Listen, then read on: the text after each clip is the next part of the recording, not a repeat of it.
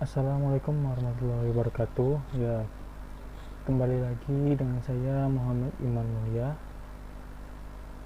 Sesuai dengan janji saya di video sebelumnya, pada video kali ini saya akan membahas tentang pengakuan awal piutang dan biaya transaksi. Nah, di sini saya akan membahas soal 5.2. Kalau di buku itu di halaman 239. Materi ini agak rumit, jadi diperlukan fokus yang tinggi ya, konsentrasi tinggi. Jujur aja ini materinya agak rumit. Oke. PT Kenanga memberikan pinjaman kepada PT Melati sebesar 400 juta.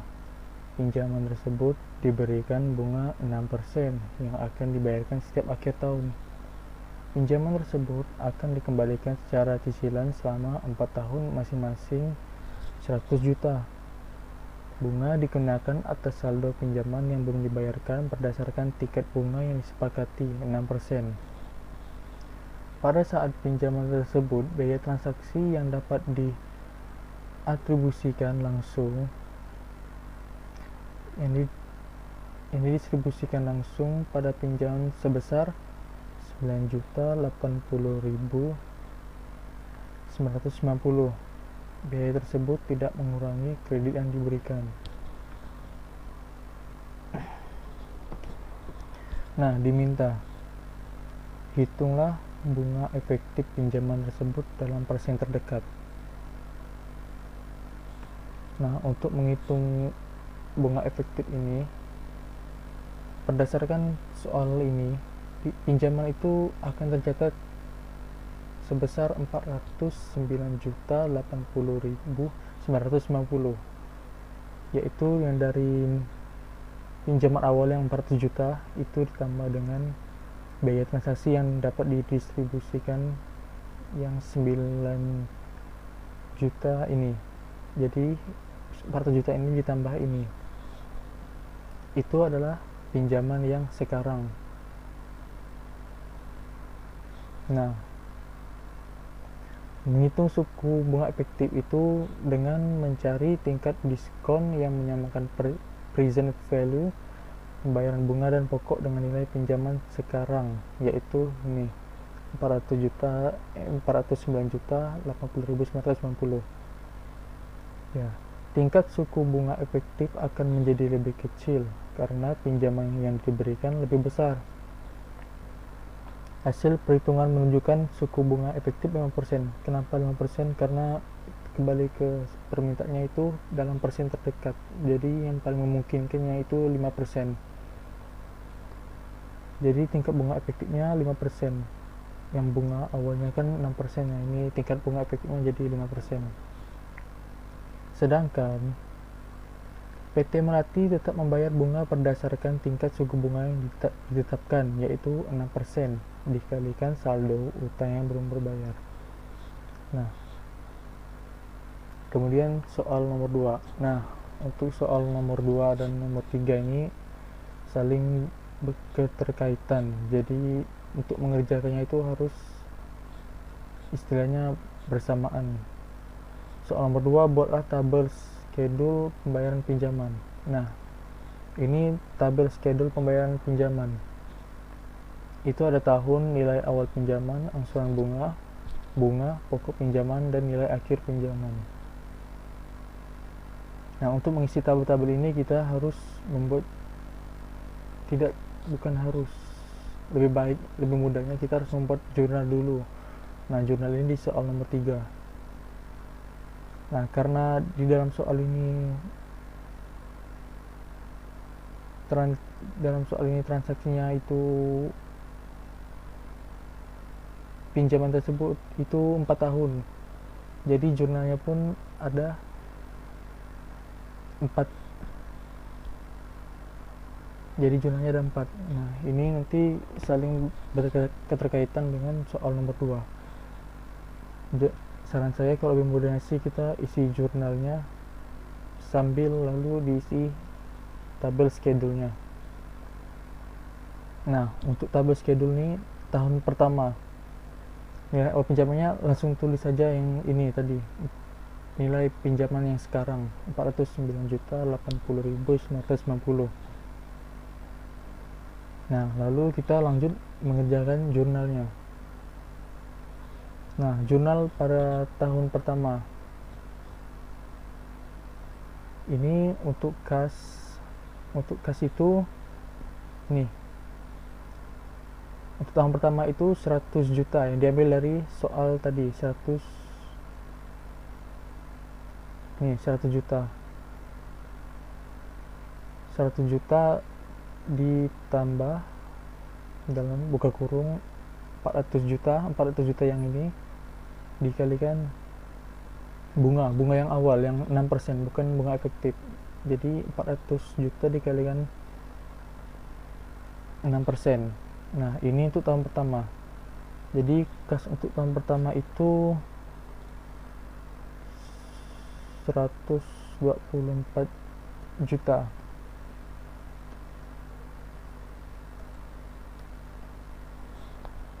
Nah, itu untuk kas tahun pertama. Nah, untuk pendapatan bunga ini itu berbeda juga setiap tahunnya. Jadi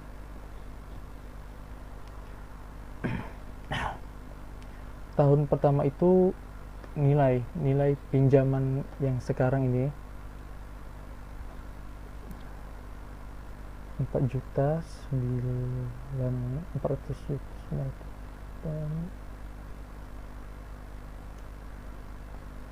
Nah, itu dikali dengan suku bunga efektif tadi, yang suku bunga efektif itu 5%.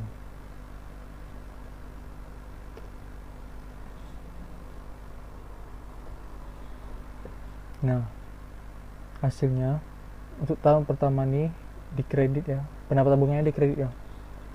Jadi hasilnya 20 juta 454.050.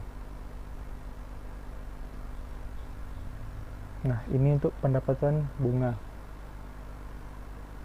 Kemudian pinjaman yang diberikan. Nah, pinjaman yang diberikan itu selisih antara kas pendapatan bunga.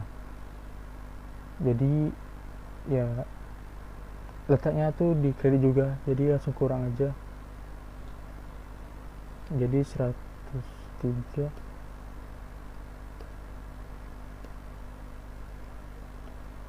Nah, ini jurnal pembayaran bunga akhir tahun pertama. Nah, kemudian kita masukkan dulu ke tabelnya biar gampang. Nah, angsuran bunga ini diisi dengan kas 1, 2, 4. Nah, untuk bunganya diisi dengan pendapatan bunga.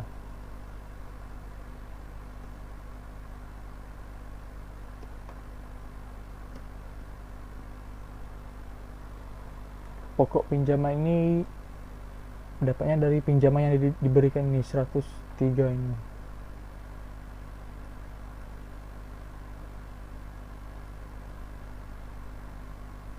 Nah, untuk mendapat nilai akhir pinjaman ini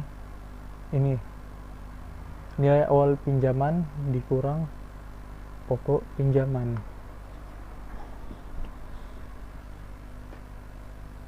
Jadi nilai awal pinjaman ini dikurang dengan pokok pinjaman. Langsung aja dikurang.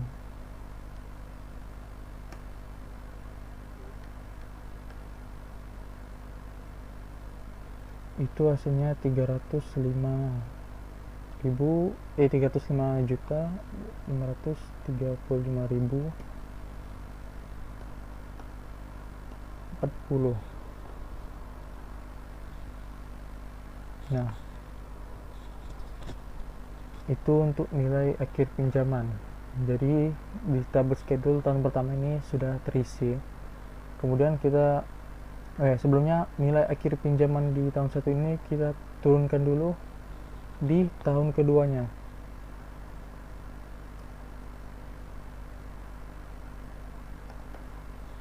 Nah,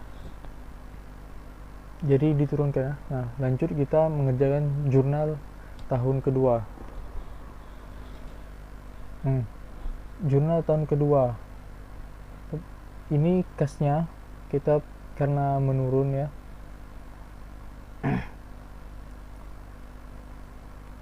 Kasnya ini tetap 100 juta.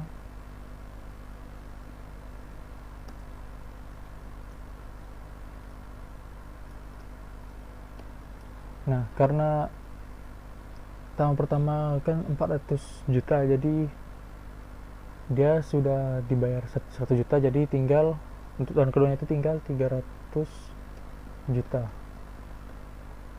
dikali 6%. Nah, hasilnya itu 118 juta.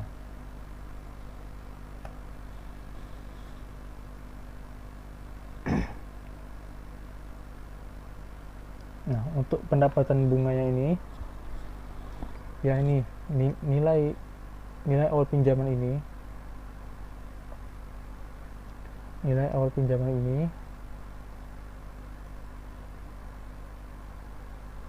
kita kalikan dengan 5%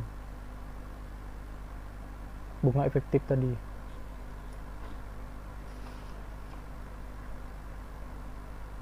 Nah, pendapatan bunganya itu 15 juta 276,752. Nah, ini untuk pendapatan bunganya. Ya, pinjaman yang diberikan tadi selisih ini dengan ini ya, selisihnya itu 102,723,248. Nah, ini jurnal untuk tahun kedua. Kemudian kita salin dulu ke schedule-nya. Angsuran bunganya ini tadi 118 juta. Bunganya tadi 15,27. Nah, pokok pinjaman 102.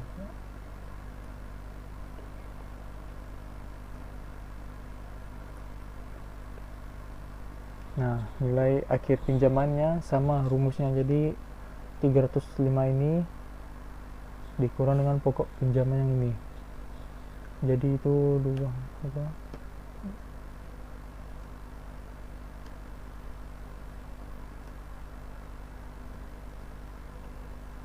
Nah,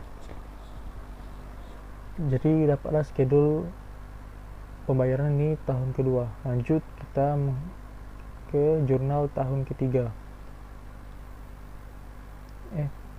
Kita salin dulu nih. Kita turunkan dulu.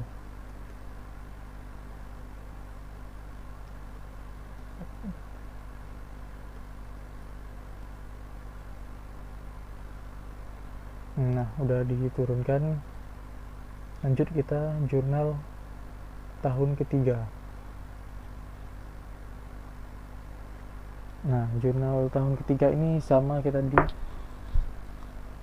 untuk kas, karena tinggal 300.000 tadi awalnya kan dibayar 100 juta lagi, jadi kita tetap 1 juta.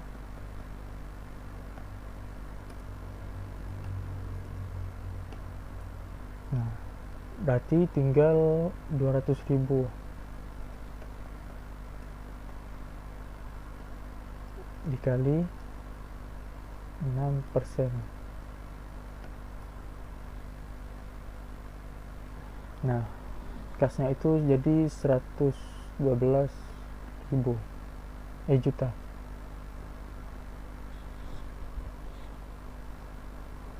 Nah, untuk pendapatan bunganya sama rumusnya. Nilai awal pinjaman ini